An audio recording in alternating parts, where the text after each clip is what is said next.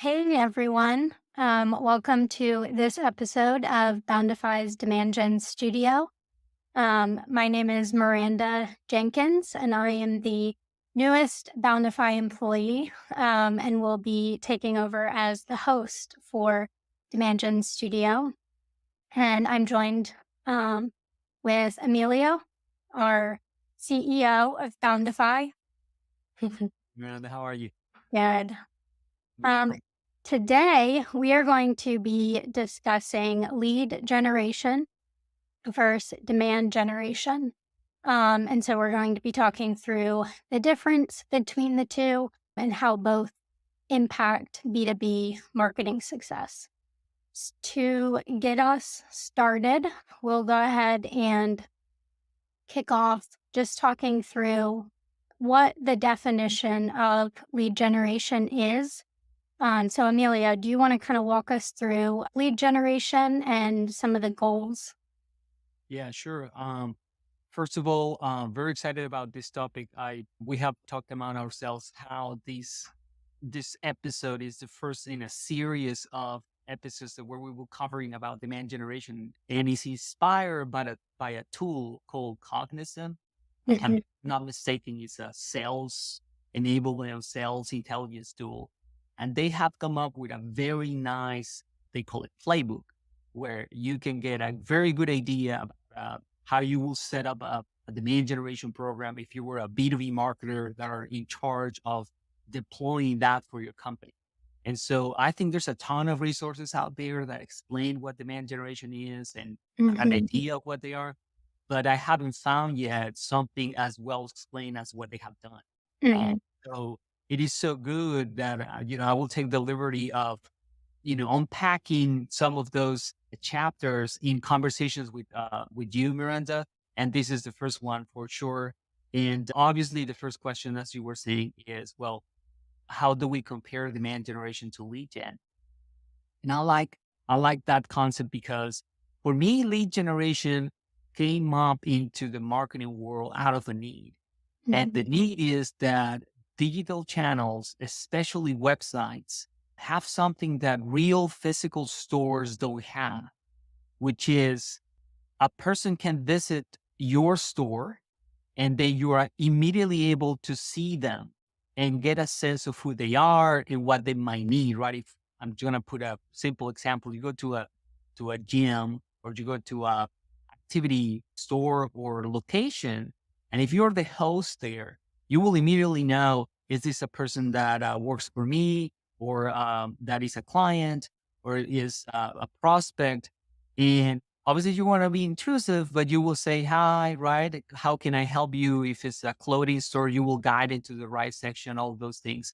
So, all of those things that you can do physically, you can't do on a website, right? Because the visitor, until they consent for tracking and being part of your database, you don't know who they are and you cannot guide them or help them out discovering what parts of, in this case, your website will be more appropriate for them. So this is a very simple example of lead generation for me came up to be because we lack information about the people that is visiting our website. Mhm. So the goal of lead generation is first to surface who are those visitors. Second, obtain permission to start a conversation, and typically that conversation obviously happens over email at least, right? It can be sometimes messages, but typically it's email. And so the whole point of lead generation is to bring up that. Now it has kind of degenerated into tactics that are not very healthy, right? Like trying to get that lead, but by any means possible, offering very little value to then try to hammer them with a ton of emails. And that's what it Mhm. calls a numbers game. And that's what is have got a lot of bad rep, if you want to call it that way. But in a Mhm. sense, that for me, what lead generation is, right? Surfacing those visitors that have some intent, hopefully, to your website. Mhm. And then conversely, how would you define what demand generation is? Yeah. And also that one is a controversial one, at least at Mhm. LinkedIn, because there is a group of people, and I agree with them, that say, demand generation is just you are putting a new skin on a, I don't know what is to say, an old cat or something like that, Mhm. right? You are just renaming, reusing words that already exist out there. And it's true. My argument for that is that we do that all the time, right? Mhm.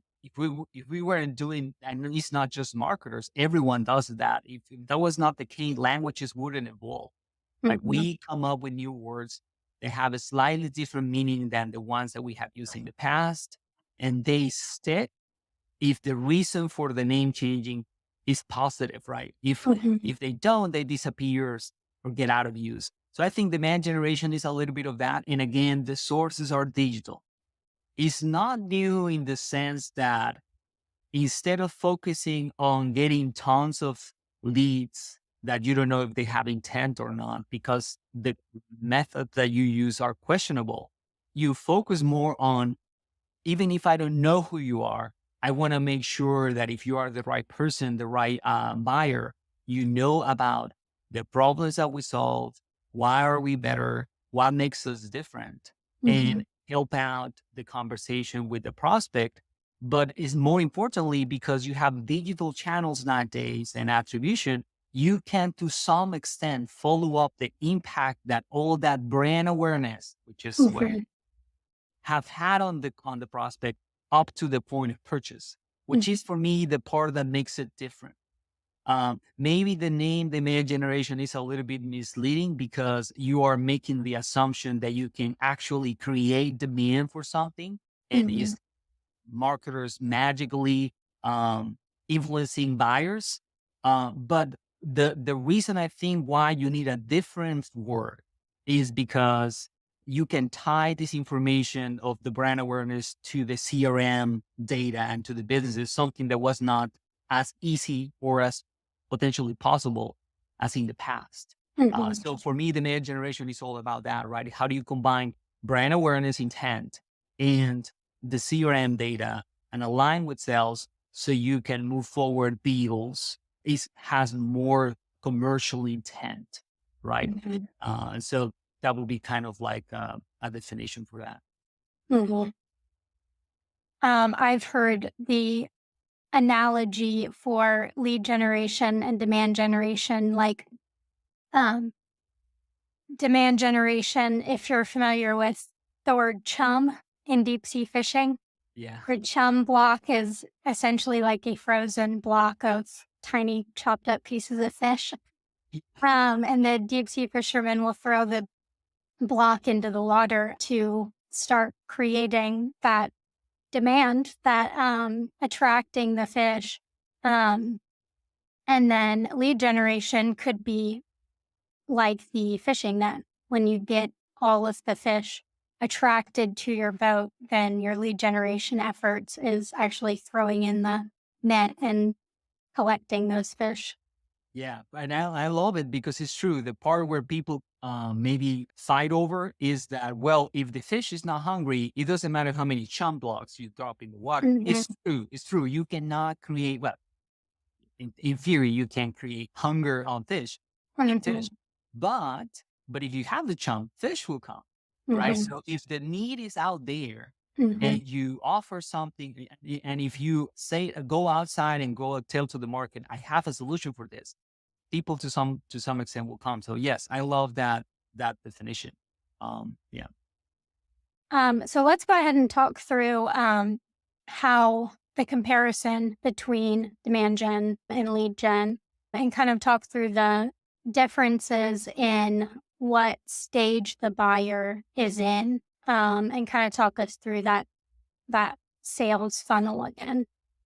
Yeah. Um, to some extent, and maybe I'm going ahead here of the topics, but to some extent, you can say that lead gen is part of demand generation to some extent, Mhm. uh, because if you're doing a great job at demand generation at creating awareness or increasing the awareness of your company, in theory, what should happen is that then you have visitors, and typically you will have some lead gen programs in place to capture that intent and get leads, or at least get conversations going with demos and similar things. So they work together in that sense. But again, the differences are, or the way that I can see it is that for the demand generation, you can influence the buyer even if you don't know who they are. Mhm. Or if you know who they are, you don't necessarily need to know who they are for them to exchange information with you to have an impact. Like when you will do an advertising on social media, if you select the right ICP and the right buyers, the right profile for the companies and the right buyers, you can deliver your message. And if they consume them, even if you don't know who they are exactly, right? That's okay. For demand generation, that's enough, right? Mhm. So metrics that you have there, you focus more of consumption. You focus more on, am I targeting the right people? When you are super focused on lead generation, that's where the trap can be. Like if I don't know who you are, if I don't get that email, then I discount the activity that happens on the website, right? Mhm. So, for example, when you have this lead gen focus, you gate a ton of content, right? You gate your ebooks, you gate your videos. You are trying to gate every guide, every case study, and that's okay if your focus is just learning more about your buyers and having opt-in for communication later. But if your focus is more, I want to be known more, then that's where your gaze should move into. What if I ungate all that content, or at least offer glimpses of it, or provide some value about it without gating it before? And maybe the very, very valuable things are the ones that I actually gate. Some other differences that I've seen is that when you have that demand generation lens, maybe you only focus on lead generation for the very high intent prospects to manage both the volume and the quality of your leads. And so Mhm. your sales team doesn't have to work a ton of volume that will not yield business opportunities, right? So I think that's the biggest difference, right? When you have that lead gen focus, or not like you're leading with lead generation, if you want to say it that way, then you will focus a ton of activities that measure volume and activity. But when you shift to demand generation, you care less about that and you care more about consumption. Now, the way it comes back and should be measured is because you lose a ton of volume, the way it should come back and say, well, I'm having an impact is with those inbound requests, right? Mhm. People coming in into not only the website, but phone calls, chat conversations, whatever channels you have open for people to come in, that number should increase.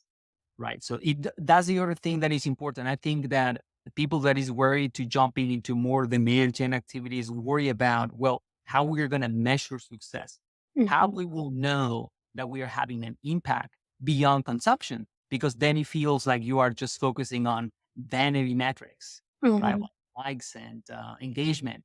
Well, yes, it should have an impact. The impact is at the end. You should have more commercial intent, right seat conversations with your buyers. But that's where I want to use the word fate, but at least this idea of I know is going to work kick in, because the time between the efforts that you're doing on demand generation and the impact that you will have will be way larger than the ones that you have for lead gen, right? Mhm. Because in lead gen, you are dealing with people that is already on the website. The time between their intent and maybe filling a form is very short. And for demand gen, that can be weeks, that can be months, that can be years in some cases.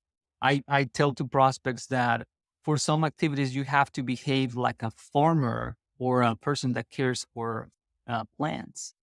You have to believe that lemon trees give lemons, right? Mhm. If you don't believe that, if you want to use the word believe, or at least know the right that if you put that seed, water it, and give it sun, it will grow and eventually give you lemons. If you don't trust on that, then you will never do it, right? Mhm. And for years, you have nothing.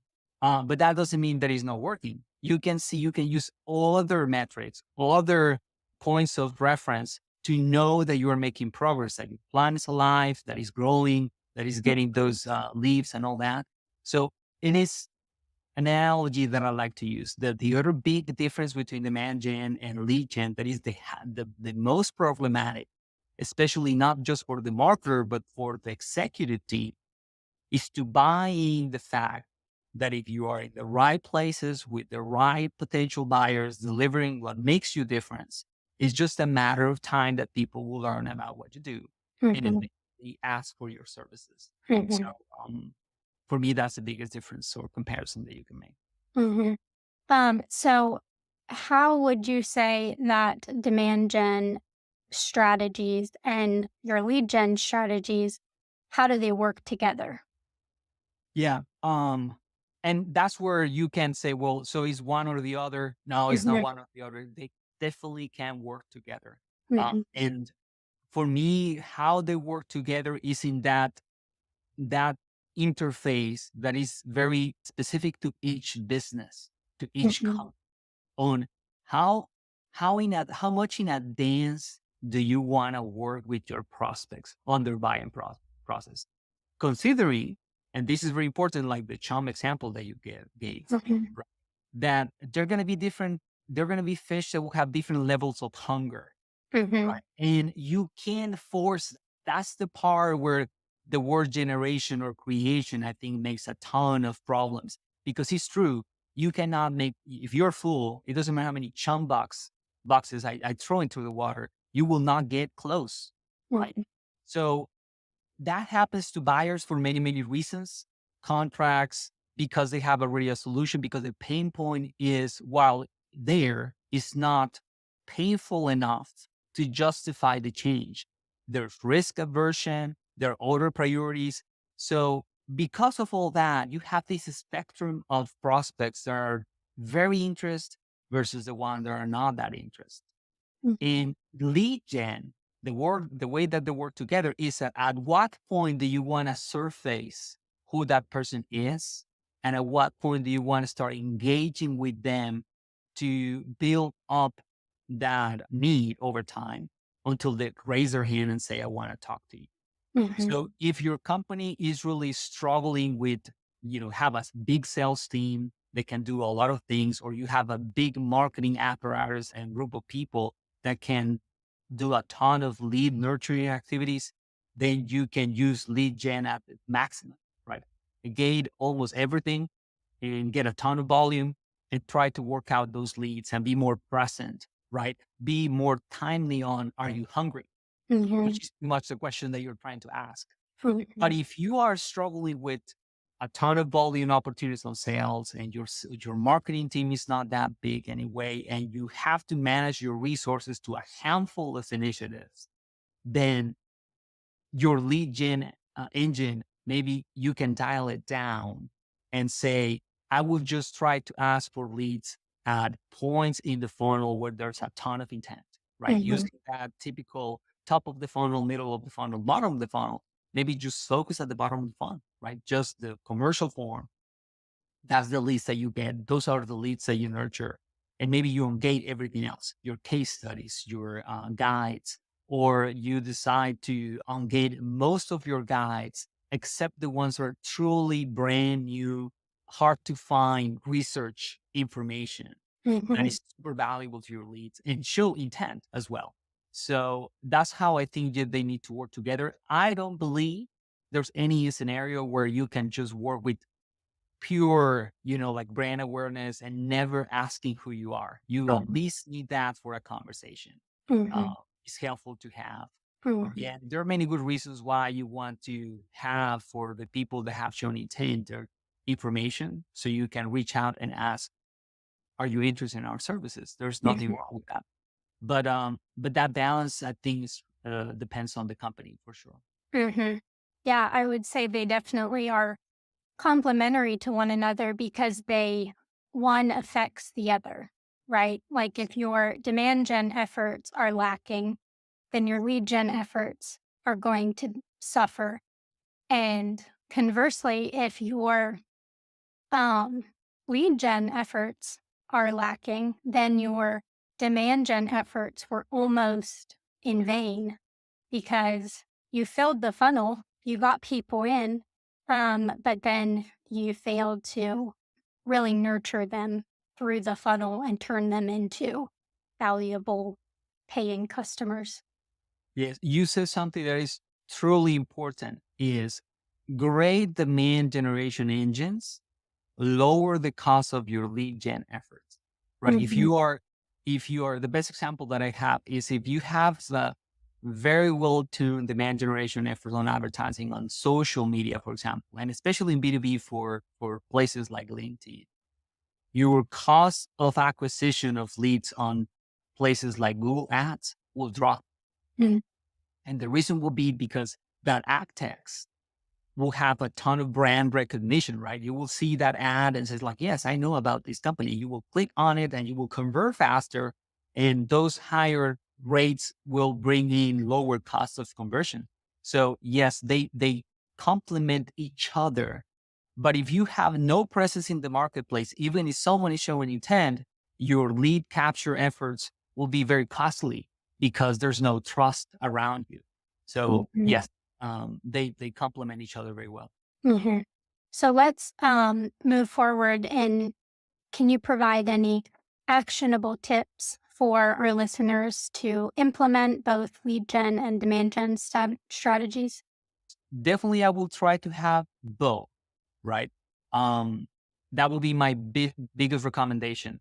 But if you have to really pick one, if I don't even have enough resources to start one initiative on demand generation and one initiative on lead gen, actually, I would start with lead gen, right? There's some intent out there anyway, always Mm, are.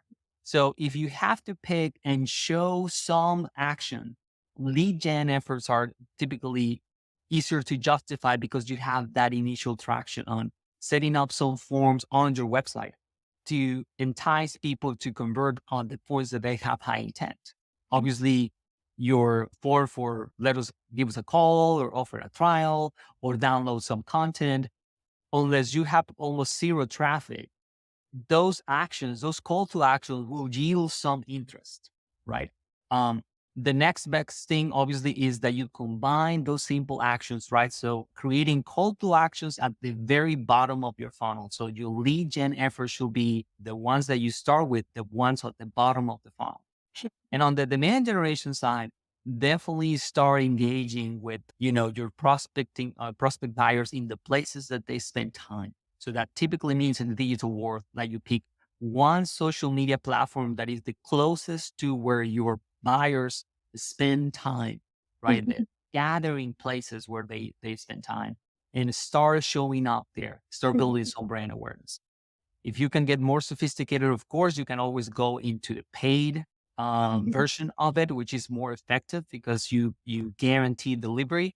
But if not, start organically, right? So have one channel for demand generation in one place where your buyers spend time, and have one lead gen effort at the bottom of the funnel list. And from there, you expand, right? You mhm, expand on the organic side with more initiative, more channels, building up subscription base, and you spend on the lead gen going up the funnel as much as possible. But those are the two efforts that I will definitely implement. And the last recommendation is that it doesn't matter if you're focusing on lead gen or demand gen. Find a CRM or system that is the holder of truth, right? It's where you hold the database of not just your prospects, but your current opportunities, and your current customers. That is the other biggest opportunity that I see for most companies, right? That they don't have a center where they can tell the story. mhm. That's interesting what you said about the platform, because if you think about it, we're all creating content in some form. Um, and so I think it can be really powerful if you understand the the different strategies between demand gen and lead gen.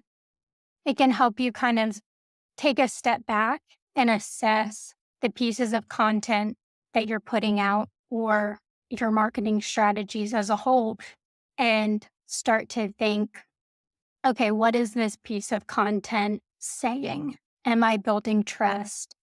Am I sharing more about my brand and building awareness? Or am I really speaking to someone as if they know who I am? They know what I offer. They know that they have a problem that I can provide a solution to. And then it can help you make sure that that piece of content is being delivered on the correct platform where it's going to reach the person who's in the stage of their buying journey where hearing that the content you're providing is going to be the most impactful for them. Yes. Yeah, I agree. That brings awareness about the stage of the buyer. And it's hard to do. I myself typically focus on what I want to say or what Mhm, boundified to say, but truly you want to focus on what the state of that buyer, if you are providing value to them. That's very important. I actually just had a conversation with a prospect. We were talking about a website mhm, build out, and they were asking questions on the sense on the area of, we want someone that understand our industry so they can tell us what to say in our website, right? We want someone that understand us. mhm, And I counter, yes, you want that, of course, right? It's better if you were someone that has very good understanding of your industry because they will be able to see the patterns. But at the end of the day, that company, that agency, that firm actually have to extract what you know about your buyers, not mhm, about your company, right? So because the website is not built for your company, mhm, it's not for the industry that you are, it's for the needs of the persons or the people that are going to visit it. mhm, And that the agency doesn't know, you probably don't know very well. mhm, Actually have to go and ask your buyers and the people that have to buy what are they searching when they search the website, right? Because that's the thing is when you are the owner, you're thinking, well, I'm going to hire this website firm or this developer, and I want to tell them all about us so they can put it on the website. mhm, And that's not the right approach. The right approach is I want someone that is capable of extracting what my buyers want to know and reflect it on our website. And so mhm, it's a different mindset that is hard to remember, right? Because obviously mhm, we are very focused on ourselves. We're very focused on our companies. We want to tell a story and we forget about where we're selling to. mhm. Yeah, definitely. All right. Well, I think that is all the topics that we had to cover.